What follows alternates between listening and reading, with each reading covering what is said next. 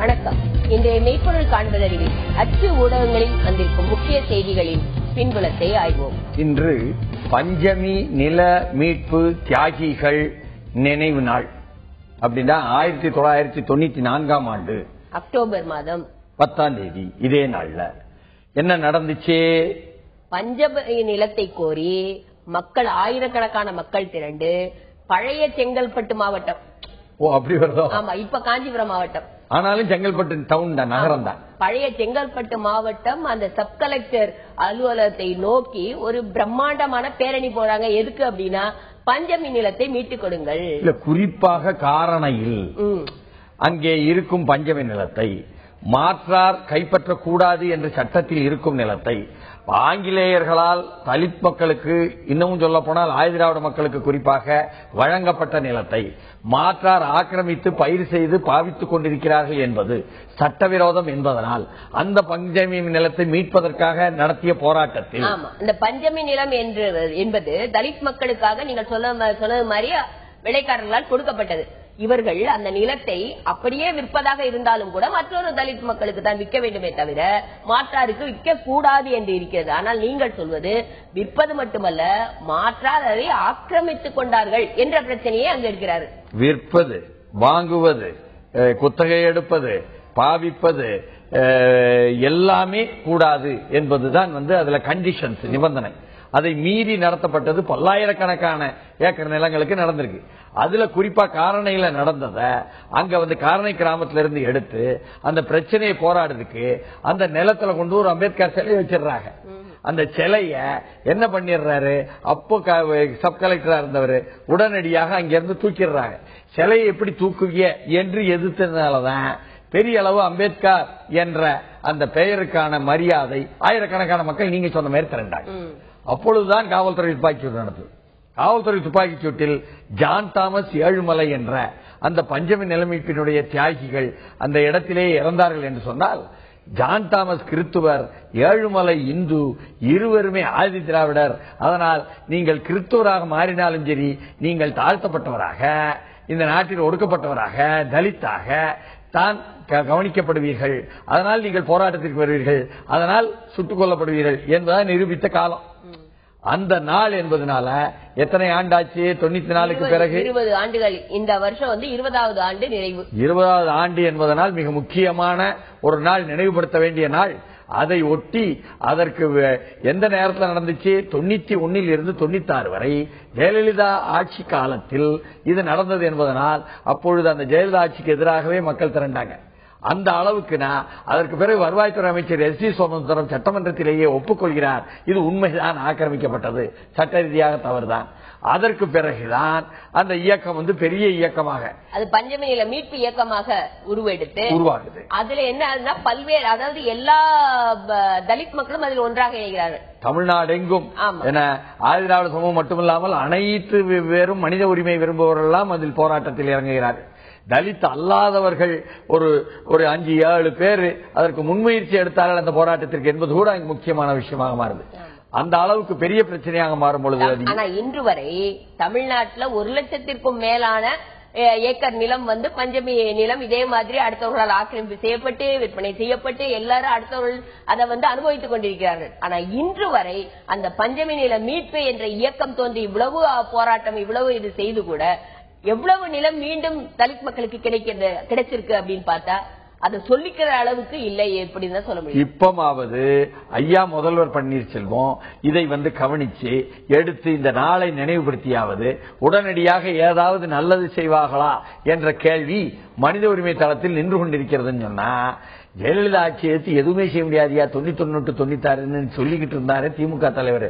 அப்படி இல்லீங்க, நாங்க மாபெரும் இயக்கத்தை தமிழ்நாடுக்கும் நடத்தி இருக்கிறோம் இந்த தலித் போராட்ட கூட்டுக்குழு பஞ்சமி நிலமீட்பு இயக்கம் சொல்லுது. பஞ்சமி நிலமீட்பு இயக்கம் ஒரு பக்கம், பல்வேறு இயக்கங்கள் அந்த காலகட்டத்தில் நடந்ததனால்தான் ஜெயலலிதா ஆட்சிக்கு ஒரு மாற்றே வந்தது.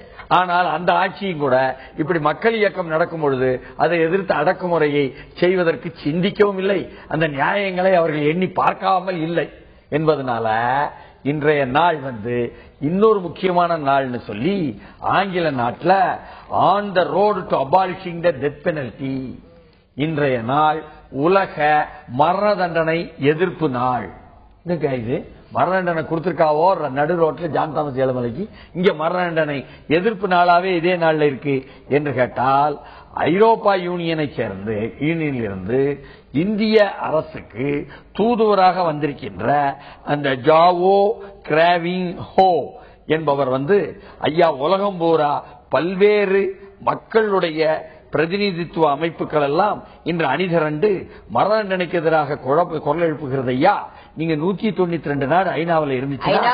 ஐநாவால ரெகனைஸ் பண்ணப்பட்ட 192 நாட்டுல கிட்டத்தட்ட 140 நாடுகள் மரண தண்டனையை ஒழித்திருக்கிறது. ஓஹோ, அதையும் சொல்றாரு அவர் கட்டுரையில.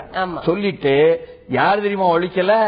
இந்த அமெரிக்கா, அதுக்கப்புறம் ஆசியாவில் சீனா, இந்தியா, ஜப்பானு, இந்த மத்திய கிழக்கு நாடுகள், அரபு நாடுகள் இவைதான் ஒழிக்கலன்னு சொல்லுதாரு. அப்போ என்னன்னா, அமெரிக்கா கூடயும் சீனா கூடயும் தப்பு பண்ணும்போது மட்டும் இந்திய அரசு போய் ஒண்ணு சேர்ந்துக்கிட்டு போல இருக்கு. சீனா இந்தியான்னு சொன்னாலே உலகத்தினுடைய பெரும்பான்மை பகுதியில ஒழிக்கல அப்படின்னு வந்துரும்ல. ஆமா, ஆனா நாடுகள் என்ற பிரதிநிதித்துவம் பார்த்தால் சிறிய நாடா இருந்தாலும் அவர்களுக்கு மனித ஐநாவில் உரிமை உண்டு என்பதனால் உறுப்பினர் நாடு அதுல 140 நாடு அழிச்சிருக்கு. அந்த அளவுக்கு மோசமானது இந்த மரண தண்டனை ஒழிப்பு. மரண தண்டனை என்பது ஐரோப்பிய நாட்டை பொறுத்தவரை, ஐரோப்பிய யூனியன்ல நீ சேரணுமா, மரண தண்டனை கடுமையான தண்டனையை நீ ஒழிச்சு போட்டு உள்ளுக்கு வா, இல்லன்னா சேர்க்க முடியாதுட்டாங்களாமே. ஆமா, அவங்களுடைய அந்த ஃபண்டமெண்டல் ரைட்ஸ் ஐரோப்பியன் யூனியனுடைய இதை டிராஃப்ட் பண்ணும்போதே ஆர்டிகல் 2லயே அவங்க ரொம்ப தெளிவா சொல்லிருக்காங்களா, இந்த மரண தண்டனை no one shall be condemned to death penalty or executed அப்படின்னு சொல்லி ஐரோப்பிய நீதிமன்றத்தினுடைய அந்த சார்ட்டர் ஆஃப் ஃபண்டமெண்டல் ரைட்ஸ் மனித உரிமைக்கான அவர்களே சொல்லிட்டாங்க என்று சொன்னால், இப்ப ஐரோப்பியன் யூனியன்ல புது நாடுகள்லாம் சேரணும் அப்படின்னு முயற்சி எடுத்துட்டு இருக்காங்க இல்லையா, அந்த நாடுகள் கூட நாங்க மரண தண்டனையை எதிர்க்கிறோம் என்று அவர்கள் ஒத்துக்கொண்டால் தான் ஐரோப்பிய யூனியன்ல சேர முடியும். ஓஹோ, இந்த அளவுக்கு மரண தண்டனை எதிர்ப்பு என்பது உலகமெங்கும் ஓங்கி இருக்கக்கூடிய ஒன்று இந்த நாள் என்பதனால மரண தண்டனை எதிர்ப்பை இந்திய அரசே, மோடி அரசே மனிதாபிமானமும் மனித உரிமையும் உலக சமூகத்தினுடைய மனச்சாட்சியையும் கொஞ்சம் ஏத்துக்கிட்டு நீங்க மரண தண்டனை எதிர்ப்பை செய்யலுங்க ஐயா என்று நாம கேட்க வேண்டியது. ஆனா தமிழ்நாட்டினுடைய சரித்திரம் என்ன சொல்லுது தெரியுமா?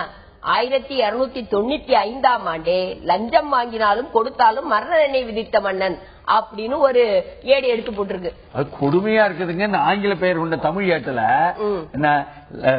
700 ஆண்டுகளுக்கு முந்தைய கல்வெட்டல் தகவலாமே. அதான் 1295ஆம் ஆண்டு அந்த கல்வெட்டுல கண்டுபிடிச்சிருக்காங்க. கிருஷ்ணகிரி மாவட்டத்தில் உள்ள காவேரிப்பட்டினம் அருகில் உள்ள பொன்னேஸ்வர மட கிராமம். இங்க இருக்கிற பொன்னேஸ்வரர் கோவில் ரொம்ப பழமையானதான். அந்த கோவில்ல தான் இந்த கல்வெட்டை கண்டுபிடிச்சிருக்காங்க. அந்த கல்வெட்டுல அங்க இருந்த மன்னன் லஞ்சம் வாங்கினாலும் கொடுத்தாலும் மரண தண்டனை கொடுத்திருக்கிறார். மரண தண்டனை இந்த லஞ்சம் சம்பந்தமா விவாதம் வரும்பொழுது பெரிய அளவுக்கு வந்துட்டு இந்த நாள் தலை துண்டிக்கப்பட்டவரின் உருவம் கொண்ட கல்வெட்டு அங்க இருக்கான். ஆமா, இப்ப நமக்கு என்ன வருத்த பயமா இருக்குன்னா, இவ்வளவு தூரம் ஒரு மன்னர் செஞ்சிருக்காருன்னா, இங்க சில பேரு எந்த மன்னர்னாலும் சரி நாங்க மன்னர் வழி வந்தவங்கன்ட்டு கரிகால் பெருவளத்தான் வாரிசு, அப்புறம் அந்த ஓணம் பண்டிகை நடத்துவாங்களே கேரளாக்காரங்க, அதுக்கு அந்த மன்னருக்கு பேர் என்ன, அந்த மன்னருடைய வாரிசு நாங்க என்றெல்லாம் சொல்லுவாங்களே. அந்த அளவுக்கு உள்ளவர்கள் இந்த மன்னர் வாரிசாக இல்லாம மரண தண்டனை எதிர்க்காகலன்னு நம்ம கொஞ்சம் மனசு ஆறுதல் அடையலாம் என்று சொன்னால், இதே நேரத்துலதான் மரண தண்டனை உங்களுக்கு நாங்க தரோம் எங்களுக்கு நீங்க தாங்கன்ட்டு இந்த பாகிஸ்தான் இந்திய பார்டர் எல்லையில இவியலை சுட்டாலாம் அவியலை சுட்டாலாம், நீங்க சுட்டா நாங்க சுடுவோம், சுட்டா சுட்டுக்கிட்டு இருப்போம், ஆளை கொள்ளுவோம் சொல்லிவிட்டு கொலை எல்லாம் நடந்துகிட்டு இருக்கா. எல்லையில் அத்துமீறி தாக்குதல். பாகிஸ்தானுக்கு பிரதமர் மோடி கடும் எச்சரிக்கை. அடாவடித்தனம் நீடித்தால் தாங்க முடியாத விலை கொடுக்க நேரிடும். பயங்கரமான வார்த்தைகள் சொல்லியிருக்காரு. மோடி ஜெட்லி வார்ன் பாகிஸ்தான் என்பதாக வில்லேஜஸ் ஃப்ளீ ஹோம்ஸ் என்று நமது கிராமங்கள் இருக்கிறதே, இந்திய கிராமங்கள் அந்த எல்லையோரத்திலே இன்டர்நேஷனல் பார்டர் சொல்றேன், அனைத்து நாட்டு எல்லையோரத்திலே பாகிஸ்தான் தாக்கியது 3-4 நாளா செய்தி. எப்படி கிட்டத்தட்ட பாகிஸ்தான் இந்தியா பார்டர் ஒரு 192 கிலோமீட்டருங்க. அதுல ஒரு 130 கிராமங்கள் இருக்கான். அந்த பார்டர்லயே 130 கிராமங்கள் இருக்கான். அந்த 130 கிராமங்கள்லயும் பிரச்சனைகள் தொடர்ந்து நடந்து கொண்டே இருக்கிறது. காஷ்மீர் மக்கள் தான், முஸ்லிம் மக்கள் தான், ஆனாலும் கூட அவர்கள் இந்தியர்கள் என்பதாக தங்களை நினைத்துக் கொண்டு உட்கார்ந்து இருக்கிறவங்க. அவங்களுக்கு இந்த பாதிப்பு வந்த உடனே ஓடி ஆண்டாங்களா, வெறிச்சோடி போச்சா. கிராமத்தில் உள்ளவங்க எல்லாம் நேற்று ஆங்கில தொலைக்காட்சியில வரிசையா நேர்காணல் கொடுக்காவ. கிட்டத்தட்ட 30,000 பேர் ஓடி வந்துட்டாங்களாம் அங்க இருந்து. அதாவது இந்தியாவுடைய 60 பாதுகாப்பு நிலையிலையும் தாக்கியிருக்காங்களாம். அந்த ஓரமா இருக்கிற 60 பாதுகாப்பு. Old habits will not be tolerated, says Prime Minister. இந்த பழைய பாணியில தாக்குதல் நடத்துறதெல்லாம் பாத்துக்கிட்டு இருக்க முடியாதுங்க அப்படின்ட்டாரு மோடி. பார்டர் ஆன் ஃபயர், நெருப்பு அப்படியே பத்தி எரியுது. அவங்க 60 இடத்துல தாக்கிறாங்களாம். இவியை இந்திய அரசாங்கம், எல்லை பாதுகாப்படை, நாங்களும் திருப்பி தாக்கிட்டோமே, 5 பேரை கொண்டு விட்டோமே, இது இவியை சொல்ல பெருமைப்பட்டுக்கிட்டு. அதே மாதிரி 70 இடத்துல இவியை தாக்கினாங்களாம். இதையெல்லாம் பார்த்துக்கிட்டு இருக்க முடியாதுன்னு blend talk by Modi, Jaitley on Schelling. Arun Jaitley எச்சரிக்கை, இந்தியாவிற்கு பாகிஸ்தான் பதிலும் கொடுத்திருக்கிறது. என்ன சொல்லிருக்காங்கன்னா, பதிலடி கொடுக்க எங்களுக்கும் திறன் உண்டுன்னு அவங்களும் பதில் சொல்லிட்டாங்க. Pak want of unaffordable cost for his misadventure என்பதாக நீ செய்யறதுக்கெல்லாம் கடும் எச்சரிக்கைங்க. அடாவடித்தனம் நினைச்சா தாங்க முடியாத வேலை கொடுக்க நேரிடுங்க. எல்லையில் அண்டை நாட்டுடனான பதட்டமான சூழ்நிலை மோதலாக்கம் பாகிஸ்தான் விரும்பவில்லை. ஆனால் இந்தியா இதே மாதிரி செய்துட்டு இருந்தீங்கன்னா நாங்கள் தொடர்ந்து இந்தியா அத்துமீறியதால் நாங்கள் பதிலடி கொடுத்தோம் அப்படின்னு அவங்க சொல்றாங்க. இப்ப பிரச்சனையே இந்தியா என்ன சொல்லுது, அவங்க தான் அத்துமீறினாங்க, நாங்க பதிலடி கொடுத்தோம். பாகிஸ்தான் என்ன சொல்லுது, இந்தியா அத்துமீறிச்சு, நாங்க பதிலடி கொடுத்தோம். இப்ப ஐநாவுல 2 பேருடைய பிரச்சனை என்ன ஆயி போச்சு அப்படின்னா, யார் தாயா அத்துமீறினா, யார் பதில் கொண்டு போய் தீருங்கன்னு சொல்லி அமெரிக்கா சொல்லுதான். அமெரிக்கா உலக தாதா சொல்லியிருக்காரு, ஐநா கொண்டு போய் தீருங்க. நவாஸ் ஷெரீப் அவசர ஆலோசனையா உடனே தேசிய பாதுகாப்பு குழு கூட்டுறாரா. இதுக்கு மத்தியில காஷ்மீர் எல்லையில தாக்குதல், பிரதமர் மோடி மீது காங்கிரஸ் குற்றச்சாட்டு. நீ மாநில தேர்தலை கவனிச்சுட்டு இருக்கிய, ஹரியானாவிலேயும் மகாராஷ்டிராவிலையும் காங்கிரஸ் தான் வாய்ப்புட்டு டுங்கு டுங்குன்னு குத்துறாளா. ஆங்கில காட்சி ஊடகத்துல என்ன சொல்றாங்கன்னா, நேத்து ஐயா காங்கிரஸ் ஆட்சி ஆண்டுகிட்டு ஐயா, அப்ப அந்த நேரத்துல இதே மாதிரி பிரச்சனை வந்துச்சியா, இதே மாதிரி பாகிஸ்தான் இந்தியா மோதல் வரும்பொழுது பாஜக முழுமையாக இந்திய அரசுக்கு ஆதரவு கொடுத்ததே, அதுபோல நீங்க கொடுக்கவில்லையே காங்கிரஸ், இப்படி கேட்காரு ஒரு நடத்தினாரு. அது கொஞ்சம் நல்ல கேள்வியா தான் இருக்குன்னு வைங்களேன். இப்ப பான் கி மூன் என்ன சொல்லிட்டாரு, இந்தியாவும் பாகிஸ்தானும் பேச்சுவார்த்தை மூலம் தீர்வு காண வேண்டும் அப்படின்னு சொல்லிட்டாரு. நேற்று ஒரு பயங்கரமான விவாதங்க. இந்தியா டிஃபென்ஸுக்கு இவ்வளவு செலவு பண்ணுது, இதனால நம்மளுக்கு என்ன பிரயோஜனம்? அவங்களும் அதே மாதிரி டிஃபென்ஸுக்கு நிறைய செலவு பண்றாங்க. வெறும் பாதுகாப்புக்கு 2 பேர் ராணுவத்துக்கு செலவு மட்டும் இல்லைங்க, அணு ஆயுதம் இருக்குல்ல, அதுக்கும் அவைய நிறைய குளிச்சு வச்சிருக்காங்க, செலவு பண்ணி இவையில் நிறைய குளிச்சு வச்சிருக்காங்க. இதனால அணு ஆயுதம் போடுற வருமானம் வேற பிரச்சனை வருது. போர் வந்தால் பாகிஸ்தானும் அழியும் இந்தியாவும் அழியுங்கிற நிலைமை இருக்குதே அப்படிங்கிற கேள்வி கேட்கறாங்க. இருந்தாலும் நம்ம பாதுகாப்பா இருந்துக்கணும், அதனால நம்ம ஸ்டாக் பண்ணி தான் வச்சுக்கணும் அப்படிங்கிற மாதிரி ஒரு ஓய்வு பெற்ற அதிகாரி சொல்லிட்டு இருக்கிறாரு. இந்தியா பாக் பிரச்சனைக்கு பேச்சுவார்த்தை மட்டுமே தீர்வு, பதற்றத்தை தணித்திடுக மோடி அரசுக்கு சீதாராம் யெச்சூரி எம்பி வலியுறுத்தல் இடதுசாரிகள் இடையில இவங்க இந்த அளவுக்குனா இது இப்படி சொல்லிட்டு இருக்காங்களா. Pakistan mortar strategy won't work அப்படின்னு சொல்லி ஒரு எடிட்டோரியல் எடுத்து போட்டிருக்காங்க. அதுல என்ன சொல்லிருக்காங்க, வெஸ்டர்ன் கண்ட்ரிஸோட எல்லாம் இந்தியா ஓரளவுக்கு உறவுகளை ஸ்திரப்படுத்தி தக்க வைத்து போய் பார்த்து பேசி எல்லாம் பண்ணிருச்சு. சைனாவோடையும் அப்படி பண்ணதா நினைச்சிட்டு இருந்துச்சு. ஆனா பாருங்க, இங்க பேச நடந்துட்டு இருக்கும் போதே அங்க அடிச்சாங்க, அங்க ஒன்னும் பிரச்சனை தீர்வாகல. அதே மாதிரி பாகிஸ்தானோட பிரச்சனையா இருக்கு. இவங்க நினைக்கிற மாதிரி இது ஈஸியான வேலை இல்ல அப்படிங்கிற மாதிரி இந்த எடிட்டோரியல் எடுத்து. ஆனால் நம்ம மோடி இருக்காரு, நரேந்திர மோடி அவர்கள், அவர் இப்பதான் நேற்று தான் கடைசியா எச்சரிக்கை கொடுக்காரு. அதுவரை அருண்ஜேட்லி தான் கொடுத்துட்டு இருந்தார். ஆனால் அவர் என்ன சொல்லிவிட்டாருன்னு சொன்னா, நரேந்திர மோடி அதெல்லாம் தீர்த்துக்கலாம், ஒன்னும் பிரச்சனை இல்ல அப்படின்னு முந்தானே சொன்னார். இவ்வளவு நிதானமா சொல்லுத பார்த்தா நமக்கு தேர்தல் நேரத்தில் தேசப்பற்றை எழுப்பி விடுவதற்காக நீங்கள் கொஞ்சம் ஆளை விடுங்கள், நாங்கள் பதிலுக்கு அடிக்கிறோம், தேசப்பற்றை வைத்து வாக்குகள் வாங்குகிறோம் என்று இவிகளும் அவிய அதே மாதிரி எனக்கும் நெருக்கடி இருக்கிறது, நீங்களும் அடியுங்கள் நாங்களும் அடிக்கிறோம், கீழே உள்ள சோல்ஜர் தானே செத்து போவான். ஏதோ 1999 நடந்த விஷயத்தை பத்தி பேசுற மாதிரி இருக்குது. ஜார்ஜ் பெர்னாண்டஸ் இங்கிருந்து போய் நவாஸ் ஷெரீஃபிடம் பேசிய பிறகு கார்கில் அங்கிருந்து அவர்கள் தாக்க இங்கிருந்து இவர்கள் தாக்க என்பதால் தாக்கிக் கொண்டு அவர்கள் அங்கே தேர்தல் வெற்றி பெற, இங்கே இவர்கள் தேர்தல் வெற்றி பெற என்று இங்கே அடல் பிஹாரி வாஜ்பாயும் அங்கே நவாஸ் ஷெரீஃபும் வெற்றி பெற்றதை நீங்கள் நினைவுறுத்தி பார்க்கிறீங்க. அல்லது செவ்வாய்க்கிழமை விசாரணைக்கு வரும் சுப்ரீம் கோர்ட்டில் ஜெயலலிதா ஜாமீன் மனு. வயது, உடல்நிலையை கருத்தில் கொண்டு விடுதலை செய்ய கோரிக்கை. Bail sought on grounds that she is a woman 66 years old and suffering from ailments என்பதாக அதையே ஆங்கில ஏட்டிலும் போட்டால், பெங்களூர் ஜெயிலில் இருக்கும் ஜெயலலிதா சுப்ரீம் கோர்ட்டில் ஜாமீன் மனு, நான் 66 வயது மூத்த குடிமகள் அப்படின்னு சொன்னதா நம்ம கச்சேரி சாலை நாளேடு எடுத்து போட்டிருக்காங்க. நம்ம அண்ணா சாலை ஆங்கில ஏடு என்னன்னா, தமிழ் ஏடு என்ன தாக்கல் அப்படின்னு சொல்லிவிட்டு அதையே போட்டிருக்காங்க. தீபாவளிக்கு முன் விசாரணை நடப்பது சந்தேகம்னு போட்ட. என்னன்னா அது என்னமோ தீபாவளிக்கு 12 இருந்து 18 வரையா, 18 இருந்து 26 வரையா, 18 இருந்து 26 வரை சுப்ரீம் கோர்ட் விடுமுறையா தீபாவளிக்கு. அதனாலதான் தீபாவளிக்கு முன்னால் விசாரணை நடப்பது சந்தேகம். ஏன்னா இன்னைக்கு கொடுத்தாங்கன்னா அது லிஸ்ட் ஆகி வரணும், அதனால செவ்வாய்க்கிழமை வரலாம், இல்ல இன்னும் நாள் தள்ளி போனா அப்புறம் தீபாவளி லீவ் வந்துடும் அப்படிங்கிற மாதிரி பேசுறாங்க. ஓஹோ, இவ்வளவு வில்லங்கத்துடன் அந்த வழக்கு வருகிறதுன்னு சொன்னா கேட்பதே சாதாரணமா பிணையில கேட்பதற்கு எல்லா நியாயங்களும் இருக்குது. பிணை என்பது எப்பவும் இருக்கா இல்லையா? ஒரு சட்டத்துல பிணை ஏன் இருக்கு? இருப்பதுனால கொடுக்கவும் நியாயம் இருக்கு. ஆனா அப்ப அது என்ன சொன்னாருன்னா, அதை மறுத்தவர் இருக்காரு உயர்நீதிமன்ற சந்திரசேகராவா கர்நாடகால. அவர் சொல்லும் பொழுது அதெல்லாம் சரிங்க, பிணை கொடுத்தாங்கன்னு எல்லாம் இல்லைங்க.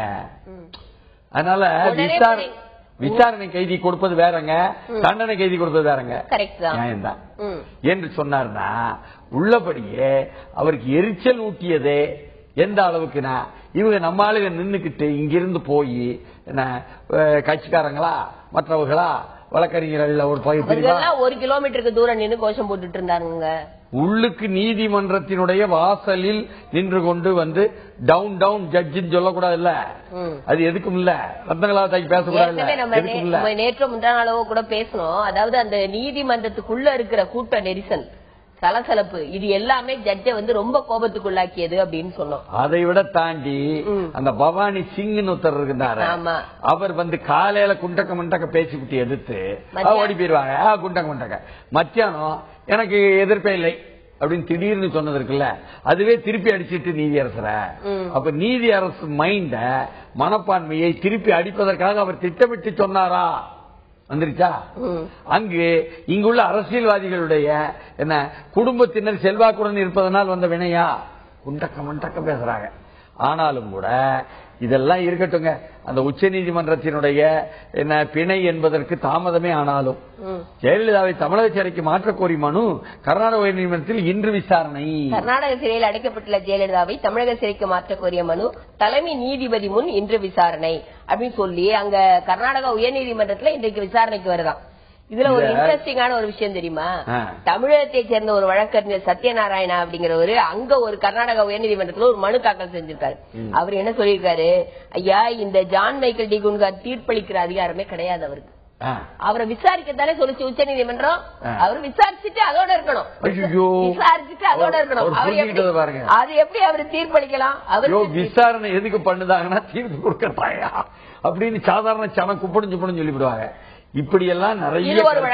இன்னொரு வழக்கு என்ன அப்படின்னா, இப்ப லில்லி தாமஸ் இதுபடி அந்த வழக்கு தீர்ப்பின்படி உச்சநீதிமன்றம் என்ன சொல்லுச்சு, எம்எல்ஏ போஸ்ட் எம்பி போஸ்ட் தான் காலி ஆகும். முதல்வர் பத்தியோ பிரதமர் பத்தியோ எதுவுமே சொல்ல. அதனால இவங்க முதல்வர் பின்னால வருவோம் விவரமா. சரி, ஆனா இந்த ஜான் டி குன்ஹா இருக்காரு, ஜான் மைக்கேல் டி குன்ஹா இங்கதான் சாந்தோம் ஸ்கூல்ல படிச்சாருங்காக அது எப்படி தொடர்பு இருக்குங்காக அதன் மூலமாக அவர் வந்து மனித ரீதியாக செல்வாக்கு செலுத்தினாங்க. என்ன இல்லையா, அவர் முதல்ல எழுதினது 3 ஆண்டும் என்ன உள்ளபடியே 10 வருடமும் 3 ஆண்டும் 10 கோடியும் 10 கோடி அவங்க 10 கோடி இவங்க 10 கோடி எல்லாருக்குமே 10 கோடி.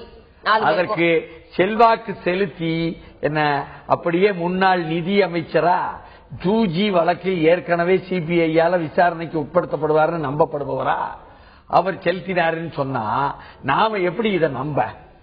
ஏற்கனவே மொய்லியும் ப. சிதம்பரமும் சேர்ந்துதான் இவரை போட்டாங்க, நியமனம் பண்ணாங்கன்னு ஒத்துக்கிட்டோம் இவர் உள்துறையில இருக்கும் பொழுது என்று சொன்னா, இப்படி ஒரு வில்லங்க வேற ஓடிக்கிட்டு இருக்கு. பல்வேறு வில்லங்கங்களுக்கு மத்தியில தாங்க எல்லா கதையும் ஓடுது என்று சொல்லும் பொழுது உள்ளபடியே இந்த மாற்றல் என்பதை பாதிக்கப்பட்ட ஏற்கனவே குற்றம் சாட்டப்பட்டவர் ஒரு மனுவை அங்க அரசாங்கத்திற்கும் உயர்நீதிமன்றத்திற்கும் எழுதி போட்டாலே போதுமேங்க, மாற்றி ஆகணுமேங்க என்பதாகவும் பேசுறாங்க. இதே நேரத்துல மாற்றக்கூடிய அதிகாரம் எங்களுக்கு இல்லை அப்படின்னு சொல்லி அந்த முதல்வரே பேசியிருக்காரு. அதையும் சொல்றாங்க. இது எப்படி நீதிமன்றத்தின் மூலமாகத்தான் இது தீர்மானிக்க முடியும்னு சொல்றாங்க. இல்ல மனு போட்டாங்கன்னா நான் பதில் சொல்வேன். அந்த சட்ட அமைச்சர் அந்த முதல்வருக்கு மாறுபட்டு சொல்லிவிட்டாரு. சரி, அதுவும் நம்ம படிச்சிட்டோம். ஒரே குழப்பமா இருக்கு. ஆனா நம்ம ஊர்ல blunt justice clemency in Jaya case says prince of Arcot என்று இதுவரை வாய் திறக்காமல் இருந்த ஆற்காடு மன்னர் இருக்காரு இளவரசர், அவர் ஒன்னு பேசிவிட்டாரு நேத்து. we would like to see a judicial mixture of justice and clemency, something all religions in the world stand for. Womanhood is something precious and sacred, and our nation has always shown itself. அதாவது பெண் என்றால் முதன்மையாக பார்க்க வேண்டும் ஐயா, அவர்களை பாதுகாக்க வேண்டும் ஐயா. இந்த விஷயத்தை நீங்க கவனிக்க தவறியது எப்படி ஐயா? சரி, அதாவது நாம் தாய் நாடு அப்படி எல்லாம் சொல்றோமே, அதனால தாய்க்கு உரிய மரியாதையை நாம கொடுக்க வேணும், பெண்மைக்குரிய இதை கொடுக்கணும். அவங்களுடைய புவர் ஹெல்த் கண்டிஷன் என்பதையும் கவனத்தில் எடுக்கணுங்க. அவர் supreme service he rendered to Tamil Nadu என்பதை கவனத்தில் எடுக்கணுங்க என்று அழகா சொல்லிப்பட்டாரு ஆற்காட்டு மன்னரே. உள்ளபடியே நாம் கணக்கு பார்த்தால் முதலில் சொன்னோமே பஞ்சமி நிலமீட்பு போராட்டம் என்று, அது மட்டுமா 91 96 வரை பெரிய அளவுக்கு அடக்குமுறை செய்ததாக ஜெயலலிதாவுடைய அராஜக ஆட்சி நடந்தது 91 96 என்பதாக கருதப்பட்டது, உத்தரவிட்டப்பட்டது. இன்னமும் சொல்ல போனா தமிழ்நாட்டு மக்களால் பெரிதும் கெட்ட பேர் வாங்கினது அந்த 91 96. ஆட்சியை மாற்றவே வேண்டும் என்று தமிழ்நாட்டு மக்கள் தலைகீழாக நின்று ஆட்சி மாற்றினாங்க, பாட்டே பாடினாங்க. பெண்கள் இயக்கம் சார்பா அந்த அளவுக்கு அம்மா அம்மா சும்மா சும்மாண்டு அந்த அளவுக்கு கெட்ட பேர் வாங்கின ஆட்சி. அதுக்கு பிறகு 2001 இருந்து 2006 வரை அடுத்த ஆட்சி. ஆமா, 2002 இருந்து 6 வரை தான் ஜெயலலிதா நேரடியா இருக்க.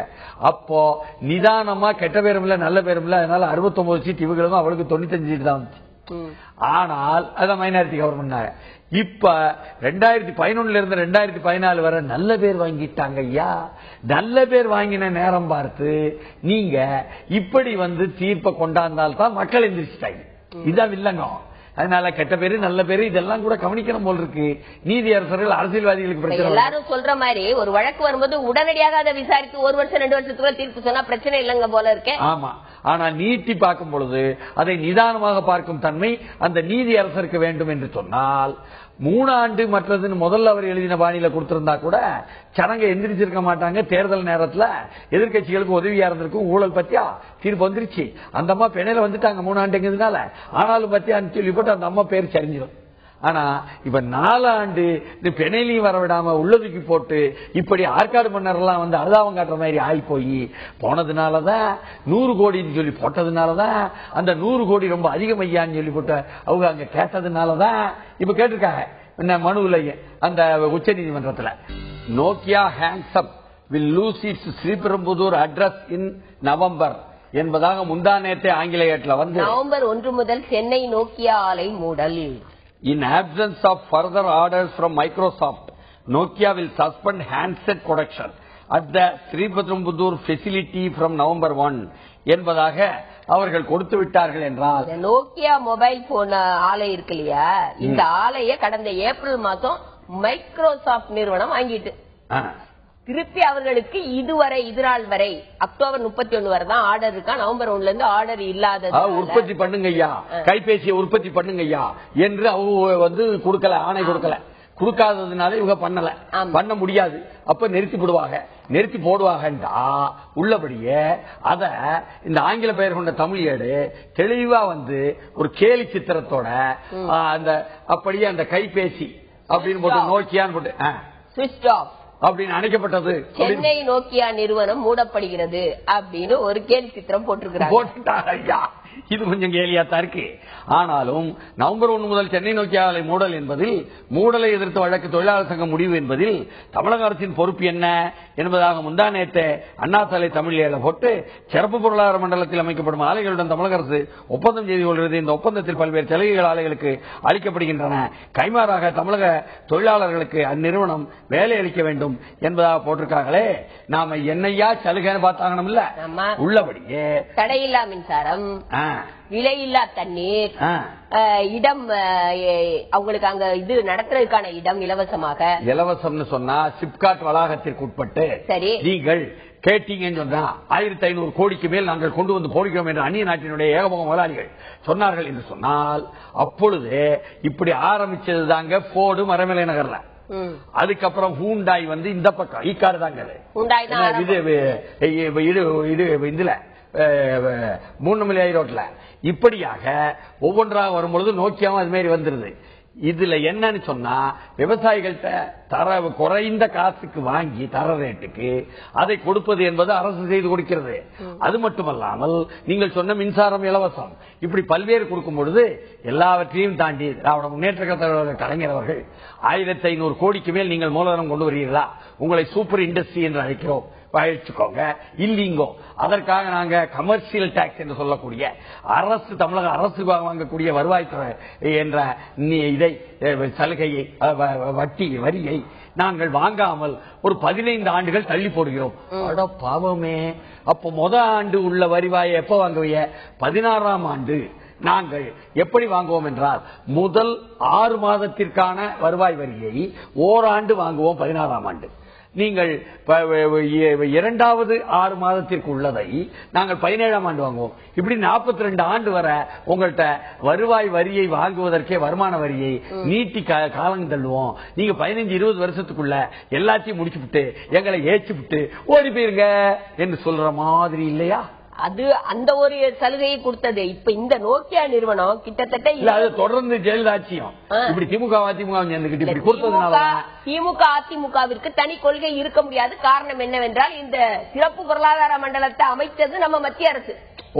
காங்கிரசினுடைய பாஜகவின் கொள்கை. ஆமா, காங்கிரஸ் வாய்ப்ப மத்திய அரசு வந்து என்னைக்கு நம்மளால வாங்கின கடனை திருப்பி கட்ட முடியாம நம்மளுடைய ரிசர்வ் பேங்க்ல இருக்கிற தங்கத்தை கொண்டு போய் அடகு வச்சு பணம் வாங்கி அந்த பணத்தை கட்டணுமோ, திருப்பி IMFல இருந்து அதிக வட்டிக்கு பணம் வாங்கி அட்ஜஸ்ட் பண்ணோமோ, அன்னையில இருந்து ஒரு கையெழுத்து போட்டோம்ல சிறப்பு பொருளாதார கொள்கைன்னு திறந்து விடுறோம், சந்தையை திறந்து விடுறோம். நீங்க சந்திரசேகர் பிரதமர் இருக்கும் காலத்தையே சொல்லுதியே, அப்பத்துல இருந்து தானே பிரச்சனை ஆரம்பிச்சு. ஆனா எதிர்காலம் சூன்யமாகி விட்டது. நோக்கியா தொழிலாளர் கதறல் என்று முந்தா நேற்று அண்ணா சாலை தமிழ்நாட்டில் வந்து இது இன்று நோக்கியா தொழிலாளர்களுக்கு நிச்சயமாக இதே மாதிரியான பாணியாக எல்லா கம்பெனிகளும் நடத்துங்கிறது தான் உண்மை. என்ன சொல்றாங்க அப்படின்னா, இதே பாத்தீங்க அப்படின்னா ஆசிய மற்ற கண்ட்ரிகள்ல பிலிப்பைன்ஸ், தாய்லாந்து, மலேசியா இந்த கண்ட்ரிஸ்ல இருக்கிறவங்க இதே மாதிரி கம்பெனிஸ் என்ன பண்றாங்க, போய் அவங்க இன்வெஸ்ட் பண்ணி அவங்களுடைய கொள்ளை லாபத்தை சம்பாதித்து கொண்டு பிரச்சனை அப்படின்னு வரும்போது லாக் பண்ணிட்டு போய்கிட்டே இருக்கிறாங்க. ஆனால் இன்றுதான் ஏடுகளில் வந்திருக்கிறது, நம்ம மோடி அவர்கள் 6 லட்சம் கோடி அந்நிய முதலீடு காத்திருக்கிறது. மோடி முந்திக் கொள்ளும் மாநிலங்களுக்கு கணிசமான பங்கு கிடைக்கும். 6,10,000 கோடி அந்நிய முதலீடு தயார். மத்திய மாநில அரசுகள் இணைந்து ஒரே அணியாக செயல்பட வேண்டும். முதலீட்டாளர்கள் மாநாட்டில் பிரதமர் மோடி அழைப்பு, டீம் இந்தியாவாக செயல்படுவோம். ஐயா மோடி அவர்களே, மாநிலத்தில் இந்த மாதிரி ஓடி போயிட்டு இருக்காங்களே நோக்கியா மாதிரி பெரிய கம்பெனி, இதை தடுக்கிறதுக்குள்ள ஏற்பாடு பண்ணாம இருக்குத நீங்க தக்க வைக்காம என்ன வருத பத்தி அதிகம் பேசுறீங்களே, அப்ப நீங்க நிறைய பேசத்தான் செய்வியோ, செயல்ல எதிராக இருப்பியோ என்று சொல்லுது உண்மைதானா என்ற கேள்வி வருது. Modi tell states to compete for $100 billion assure central help in all development plans என்பதாக அதை ஆங்கில ஏடு எடுத்து போட்டால் முந்திக் கொள்ளும் மாநிலங்களுக்கு கணிசமான பங்கு கிடைக்கும் சொல்லியிருக்காரு. இது என்ன மாநிலங்களுக்கு இடையான ஒரு போட்டியை ஏற்படுத்துறாரா? போட்டி ஏற்படுத்துவது மட்டுமல்ல, என்ன எங்களுக்கு வரும், உங்களுக்கு வாங்க, உங்களுக்கு பங்கு, பங்கு எல்லாருக்கும் பங்கு. ஆனா நாட்டு மக்களுடைய வாழ்க்கைக்கு என்னமோ சங்கு அப்படின்றாரு. என்றால் for a place on the world stage என்பதாக India seems to be happy to get from the big economic powers that such a surplus capital, technology, trains, cleanliness, education and so on. அதாவது நாங்கள் உலக அரங்கில் பெரிய அளவுக்கு இந்தியாவை கொண்டு போய் நிறுத்த போகிறோம் என்று சொல்லும் நரேந்திர மோடி அவர்களே, நோக்கியா வெளிநாட்டிலிருந்து வரக்கூடியது தானே, தானே மைக்ரோசாப்டும் அப்படி வெளியிலிருந்து வருவது தானே. அந்த மைக்ரோசாப்டை நம்ம தலைவர் கலைஞர் வீட்டில் கொண்டாந்து தயாநிதி மாதிரி இறக்கி வச்சு நேரடியா பேசினாரு. தலைவர் கலைஞர் நேரடியா ஒரு கடிதத்தை மைக்ரோசாப்ட் எழுதிடக்கூடாதா என்று யாரும் கேட்டு வச்சிடாதீங்க என்று சொன்னால், இப்படி ஒரு கட்டுரை அண்ணா சாலை ஆங்கில ஏட்டில் போட்டு India has a large population but does not imply a large demand which could be attractive to international capital என்பதாக நீங்கள் கொண்டு வந்து இறக்குவதன் மூலம் நீங்கள் அவர்களிடமிருந்து தொழில்நுட்பம், அவர்களிடமிருந்து ட்ரெயின், அவர்களிடமிருந்து சுத்தம், என்ன கல்வி எப்படி எல்லாம் கொண்டாந்துக்கிட்டு விற்பவர்களுக்குத்தான் உதவியா இருக்குமே தவிர நம்ம ஊர்ல இதுல எல்லாம் உபரி வருமானம் மூலதனம் என்று வளர்த்தீர்களா? அதுவும் வராது. வேலை வாய்ப்பும் இல்லை அப்படிங்கிற ஒரு நிலைமை. அடுத்து நம்மளுடைய சுற்றுச்சூழலும் பாதிக்கப்படும். அதாவது இந்த உச்ச நீதிமன்றம் இந்த நேரத்துல கும்பகர்ணம் மாதிரி தூங்குறாரு என்று மோடி அரசாங்கத்தை ஒரு குடு கொடுத்துருச்சாமே. அது வேற வந்து வில்லங்கமாக வந்து நின்னுகிட்டு இருக்கிறது சொன்னா, நேரு வரலாற்று புத்தகங்களை எரிக்க சொல்லும் சுப்பிரமணிய சாமி கருத்தை எதிர்த்து திக்விஜய் சிங் ஒரு கட்டுரை எழுதிவிட்டார். என்ன சொல்ல ஆங்கிலேயர் அவரு என்னைய நேருவையே நீங்க வந்து மறுக்கிறீங்க. அவர் என்ன சொல்றாரு, பிரச்சனையே என்ன பிஜேபிக்கு ஆர்எஸ்எஸ்க்குன்னா அவங்களுக்கு சொல்லும்படியான தலைவர்கள் கிடையாது. அதனாலதான் இப்ப என்ன பண்றாங்க, எங்க தலைவர்கள இருக்கிறாங்க. காந்தி எழுக்கிறாரு, நேரு எழுக்கிறாரு. இப்ப பாருங்க, நேரு பிறந்த நாள்ல இருந்து இந்திரா காந்தி பிறந்த நாள் வரை கிளீன் இந்தியா சொல்லியிருக்காருல, அவர்களுக்கு சொல்லும்படியான தலைவர்கள் இல்லாதனாலதான் இந்த பிரச்சனை எல்லாம் வருது. இதையும் ஒண்ணுமில்லாம பண்றதுக்கு சுப்பிரமணிய சாமி இப்படி சொல்றாரு அப்படிங்கிற மாதிரி சொல்லியிருக்காரு. அவங்க சொல்ல உள்ளபடியே பெரிய அளவுக்கு இந்த மராத்தியில பேச சொல்லி பிரதமரை நான் சொல்லுவேன், ஐ won't like it if US president talks to Indian prime minister in Marathi. Raj Thackeray இந்த ராஜ் தாக்கரே வந்து குஜராத்ல போய் பேசினார். ஐயா ஒபாமா வந்து நேருட்ட இவர்கிட்ட மோடிட்ட நாங்க வந்து இல்ல நீங்க வந்து மராத்தியில பேசுங்கன்னு சொல்ல மாட்டேன். அப்போ குஜராத்தை கொண்டாடியா நீ இந்தியாவை ரெப்ரசென்ட் பண்றியான்னு அவர் கேட்க, ராகுல் என்னடா மோடியை பிடிச்சு நீங்க சில நிறுவனங்களுக்கு தான் கார்பரேட்டுகளுக்கு தான் உதவுறியோ, எல்லாருக்கும் உதவுங்க நமக்கு தெரியும். நாங்க எல்லாருக்கும் உதவுன மாதிரி நீங்களும் எல்லாருக்கும் உதவுங்க.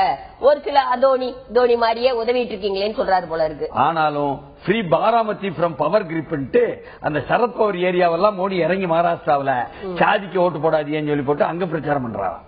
இப்படியாக பல்வேறு மோதல்கள் மத்தியில் தான் என்ன மோடிவே லேஷஸ் பவர் சிட்டாடல் என்பதாக 154 இடத்துல பாஜக ஜெயிச்சிருவாங்கன்னு சொல்லிட்டு இருக்காங்க.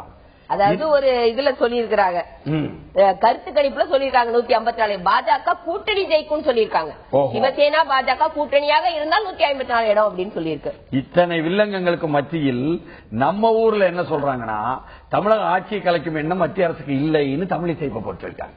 முரளிதரராவ் சொன்ன பிறகுன்னு பாருங்களேன். ஆனால் நம்ம அரசியலுக்கு வரமாட்டார் ரஜினின்னு இலகணேசன் சொல்லிட்டார். இப்படியாக சும்மா கூப்பிட்டு தொந்தரவு பண்ணாதீங்க, அவர் அரசியலுக்கு வரமாட்டாரு அப்படின்னு சொல்லிட்டாரு. ஆனா ரஜினியை நாங்க கூப்பிட போறோம் தானே 2 நாளா 3 நாளா பெரிய அளவுக்கு பிரஷர் பண்ணிட்டு இருந்தாங்க. அதுல என்ன நம்ம இவர் சொல்றாரு, காங்கிரஸ் தலைவர் ஞானசேகரன்னா ஞானதேசிய ரஜினிகாந்த் காங்கிரஸ் கட்சிக்கு நண்பர் தான் அவரு. நீங்க மட்டும் என்ன கூப்பிடுறது, எங்களுக்கு நம்ம நண்பர் தாங்கிறாரு அவரு. ஆனால் தமிழிசை தமிழகத்தில் அரசியல் நிர்வாகம் ஸ்தம்பித்து போய்விட்டதுன்னு சொல்றாரு. ஏன்னா அமைச்சர்கள் எல்லாரும் ஜெயலலிதா வழக்கில் தான் கவனம் செலுத்திக் கொண்டிருக்கிறார்கள். அங்க பாத்தீங்க அப்படின்னா ஜார்ஜ் போர்ட்ல யாரையுமே காணோம், வேலையே நடக்கல அப்படிங்கிறாங்க. இது ஜெயலலிதா இங்கு முதலமைச்சராக இருக்கும் பொழுதும் இவங்க எல்லாம் சொன்னாங்க. அறிக்கை தான் கொடுத்தாங்களே தவிர கொரோனா போயிட்டாக நடக்கலனாங்க. அங்கேயே வேலை நடக்குன்னு அவ படம் முடிச்சு காட்டாங்க. என்ன இப்படியாக மாறி மாறி சொல்லிக்கிட்டே இருக்குதெல்லாம் ஜனங்க காதுல வாங்கலன்ட்டாங்க. என்று சொன்னால் காளையார் கோயில் சம்பவத்திற்கு ஓ பன்னீர்செல்வம் பகிரங்க மன்னிப்பு கேட்க வேண்டும்னு இலகணேசன் சொல்றாரு. அவ கட்சி கட்டிச்சியா அரசு கேட்கணும்னு கொண்டாரு. உள்ளபடியே அந்த காளையார் கோயில் அது பல்லாயிரக்கணக்கான ஆண்டுகளா இருக்கும். அந்த கோயில்ல என்னன்னு சொன்னா மருது பாண்டியர் கூட உள்ளே முதல் மரியாதை இல்லை, தென்னிலையில் உள்ளவர்களுக்கு நாட்டுக்காரருக்கு என்று கல்லர்களுக்கு கொடுக்கிறார்கள் என்ற வரலாறுலாம் இருக்கு. ஆனாலும் கூட நேற்று பீஸ் கமிட்டியில எல்லாம் உமாதேவன் தான் போய் நல்ல சிறப்பாக கையாண்டாருன்னு நல்ல பேர் அவருக்கு இருக்கு. அவர் மாவட்ட செயலாளர் வச்சிருந்த வைக்க வேண்டியதானே தொடர்ந்து கேள்வி இருக்கு என்றால், veteran journalist MP Kamath dead at 93 என்று காமத் இறந்தது என்பது பெரிய அளவுக்கு கவனிக்கப்பட வேண்டிய விஷயம் என்று ஊடகவியலாளர் சார்பாக சொல்லி, ஊடகவியலாளர்கள் மோதல் பகுதிகளில் எப்படியெல்லாம் சிக்கலில் இருக்கிறார்கள் என்பதை அனைத்து நாட்டு சினிமா படத்துல வந்ததெல்லாம் இன்னிலிருந்து 3 நாள் போட போறாங்க ஐயா என்பதையும் சொல்லி நாளைய திங்கட்கிழமை மெய்ப்பொருள் காண்பதில் சந்திப்போம். நன்றி.